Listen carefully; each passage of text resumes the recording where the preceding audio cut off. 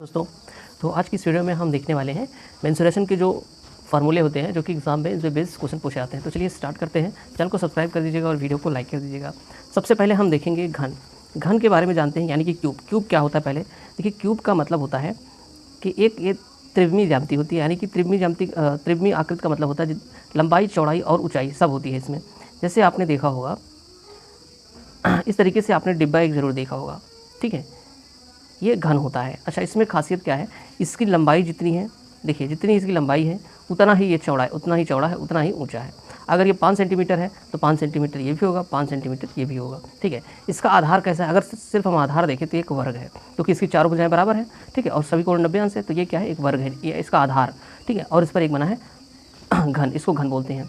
अब अगर इसमें हम बात करें कितने फलक होते हैं, मैं आपको फलक भी बता देता हूँ। फलक का मतलब होता है जो ये दीवार आपको दिख रही है, कितनी दीवार ऐसी आपको दिखेगी, ठीक है। ऐसे एक हो गया, ठीक है, एक इसके अपोजिट 2 हो गया, एक इधर 3, एक इसके अपोजिट 4 और एक ऊपर और एक नीचे, कितना हो गया, 6 हो गए। टोटल 6 फलक होते हैं, ठीक है। और अच्छा, इसमें ये जो ये आपको भुजाएं दिख रही है, कितनी भुजा है टोटल, अगर इसको काउंट कर लेते हैं तो देखिए 1 2 3 4 ऊपर हो गया और 4 नीचे हो गया और 4 साइड में हो गया, तो 4 4 8 4 12 भुजाएं हो गई, ठीक है। अब आइए हम पहले सबसे बात करते हैं इसके आयतन की। मान लेते हैं इसकी भुजा कितनी है, ए। अगर ये ए है तो ये भी ए होगा, ये भी ए होगा, क्योंकि घन है। तो सबसे पहले हम आयतन देखते हैं। घन का आयतन क्या होता है। घन का आयतन होता है भुजा का क्यूब, मतलब जो भुजा की लंबाई दी रहेगी उसी का हम अगर 3 बार गुणा कर देते हैं, यानी क्यूब। इसका मतलब होता है, मान लो भुजा ए है तो ए का क्यूब। इसका मतलब होता है, जैसे मान लो आपको 5 सेंटीमीटर भुजा दी है तो ए मतलब 5 गुणे 5 गुणे 5, 3 बार उसी का गुणा कर देंगे तो हमें क्या हो जाएगा, इसका आयतन मिल जाएगा। और इसका मात्रक क्या होता है, अगर मीटर में है तो मीटर क्यूब होगा, सेंटीमीटर में है तो सेंटीमीटर क्यूब होगा, ध्यान रखिएगा। अगर मीटर क्यूब है, मीटर में रहेगा तो मीटर क्यूब आप लिखेंगे, अगर सेंटीमीटर है तो सेंटीमीटर क्यूब लिखेंगे, या मिलीमीटर है तो मिलीमीटर क्यूब लिखेंगे, ठीक। आयतन हमेशा, आयतन जो भी यूनिट होती है इसमें क्यूब होता है, घात 3 होती है उसकी, ठीक है। अब बात करते हैं इसका आयतन हो गया। आयतन का मतलब होता है इसमें अगर मान लो हम पानी भरें तो कितना पानी आएगा, इस तरीके से, मतलब जो ये इसमें कितनी क्षमता है किसी चीज़ को रखने की, उसको हम आयतन कहते हैं, ठीक है। अब हम देखते हैं इसका जो है संपूर्ण पृष्ठ, या संपूर्ण पृष्ठ कितना होगा, संपूर्ण पृष्ठ, संपूर्ण पृष्ठ, संपूर्ण पृष्ठ, ठीक है, सरफेस एरिया जो होता है, संपूर्ण पृष्ठ क्षेत्रफल कितना होगा। देखिए हमने बताया इसमें कितने फलक है, इसलिए मैंने आपको फलक पहले बता दिए 6। फेस कितने हैं, इसमें 6 है, देखिए बता दिया था ना, एक आगे, एक इसके पीछे, एक ये अपोजिट, एक ऊपर, एक नीचे, 6 फलक हो गए। अच्छा, अब देखो मैंने बताया था कि ये इसका जो आधार है वो क्या है, वर्ग है। इस तरीके से ये दीवार भी जो आपको दिख रही है ये भी क्या है, वर्ग है। तो वर्ग का एरिया कितना होता है, ए स्क्वायर होता है ना, मतलब भुजा का स्क्वायर होता है वर्ग का। और इस तरीके से 6 स्क्वायर है इसमें, ठीक है, 6 फलक है, तो कितना हो जाएगा, 6a स्क्वायर, ठीक। एक फलक का हमने निकाल लिया, क्योंकि वर्ग है तो ए स्क्वायर होगा और 6 फलक है तो 6a स्क्वायर होगा, तो यहाँ पे ये हो गया, ठीक है। अब एक चीज़ और यहाँ पे आता है, 2 चीज़ें हो गई, एक और इसका विकर्ण आता है, विकर्ण कितना होगा।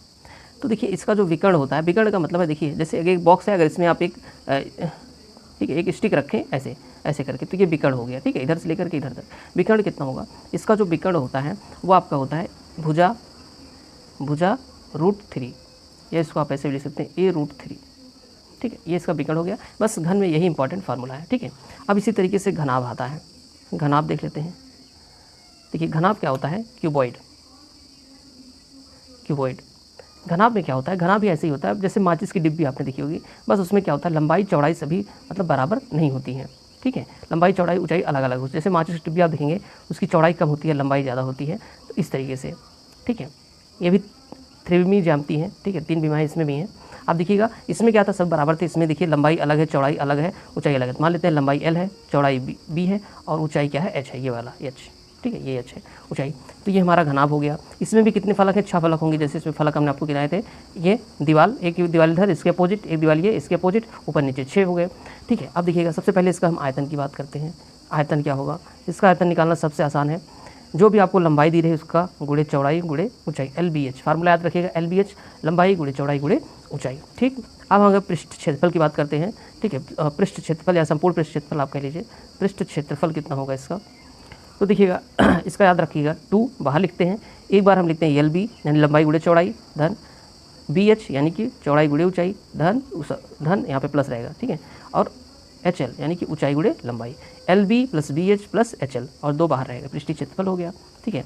अब इसका विकर्ण आता है, एक विकर्ण ऐसे, जैसे कि अगर हम इसमें कुछ चीज़ ऐसे तिकोना ऐसे रखें, कोई स्टिक, ठीक है, तो ये विकर्ण होता है। और विकर्ण क्या होगा,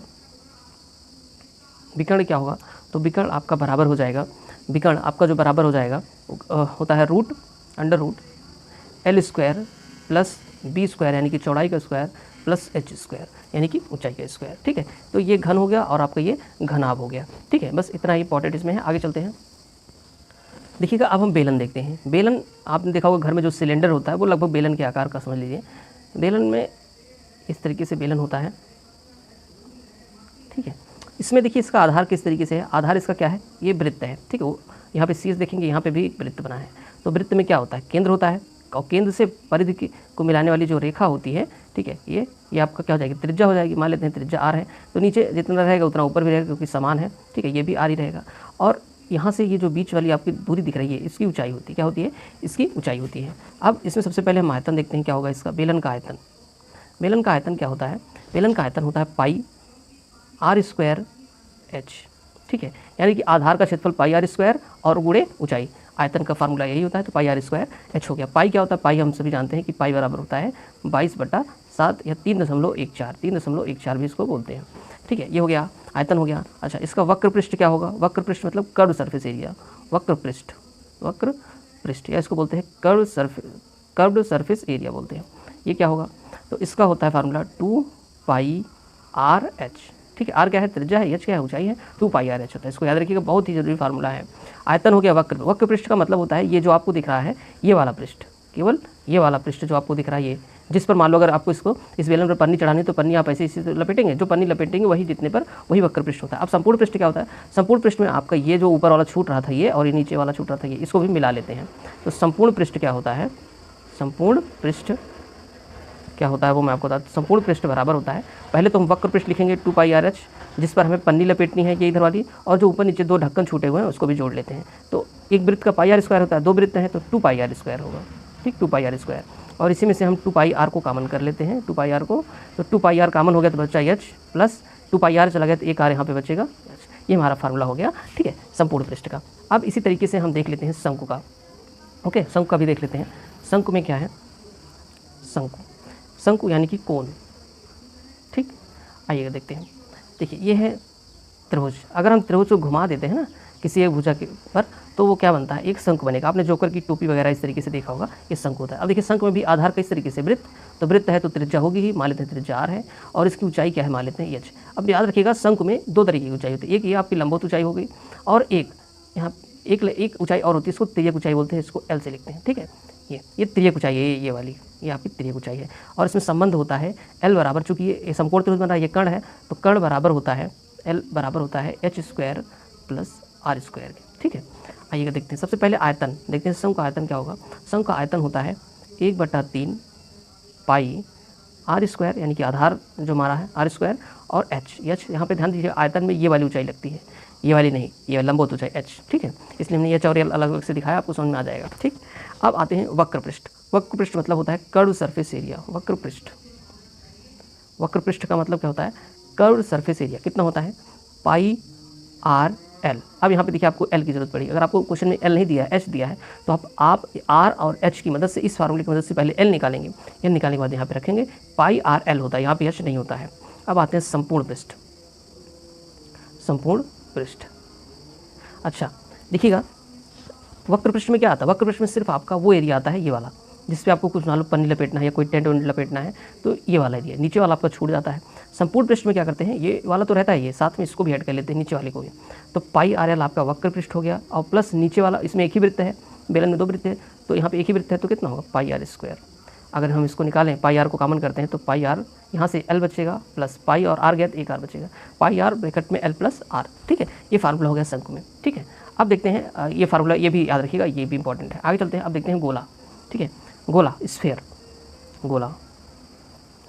अच्छा एक चीज़ ध्यान रखिएगा, गोला मतलब जैसे जो बॉल होती है, जिस बॉल हम लोग खेलते हैं वो वाला, फुटबॉल जो होता है हमारा वो, ये देखने में वृत्त के जैसे लग रहा है क्योंकि यहाँ पे त्रिभुज आकृति नहीं बनाई सकती, बट ये क्या है आपका, वो है जो फुटबॉल वगैरह था वो चीज़।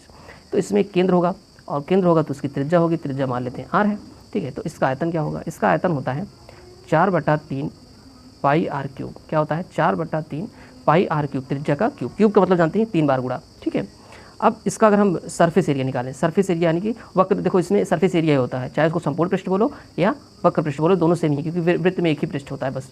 तो अगर हम इसको कर्व सरफेस एरिया बोले सी से, तो कितना होगा, ये हो जाएगा आपका 4 पाई आर स्क्वायर, कितना हो जाएगा 4 पाई आर स्क्वायर। अब एक चीज़ बहुत इंपॉर्टेंट है वो मैं आपको बताता हूँ, वो है आपका अर्धवृत्त का। अर्धवृत्त में कई लोग यहाँ पे फार्मूले में गड़बड़ी कर देते हैं, इसलिए मैं आपको बताता हूँ। अर्धवृत्त मतलब है कि अगर गोले को हम बीच से काट लेते हैं तो फार्मूला क्या रहेगा, ये त्रिज्या आर है, ठीक है। देखिए अर्धवृत्त यहाँ पे मैं बता देता हूँ, ये बहुत इंपॉर्टेंट है, यहाँ पे गड़बड़ी ज़रूर होती है। अर्धवृत्त, ठीक है, अर्धवृत्त, ठीक है, हेमीस्फीयर। देखिएगा यहाँ पे अगर इसके आयतन की हम बात करें, इसका आयतन कितना होगा, तो यहाँ पे देखिएगा आयतन,